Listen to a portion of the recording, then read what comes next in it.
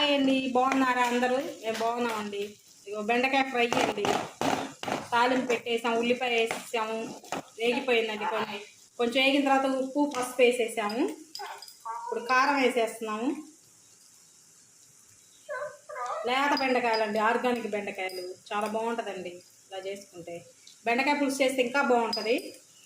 కాకపోతే పిల్లలు తినరని చెప్పేసి ఇక్కడ ఫ్రై చేస్తున్నానండి.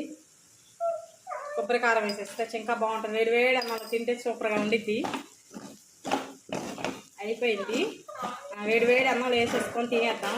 కారం మాడిపోకూడదండి. కొంచెం ఒక్క నిమిషం వేసిన తర్వాత ఒక్క నిమిషం ఉంచేసి తీసేయటమేనండి. అయిపోయింది. తింటేదండి. ఇదిగండి బెండకాయ ఫ్రై రెడీ. వేడి వేడి అన్నంలో తింటే చాలా బాగుంటుంది. మా ఛానల్ లైక్ చేయండి, షేర్ చేయండి కామెంట్ రూపంలో. ఇంతేనండి, అయిపోయిందండి. తినేద్దాం.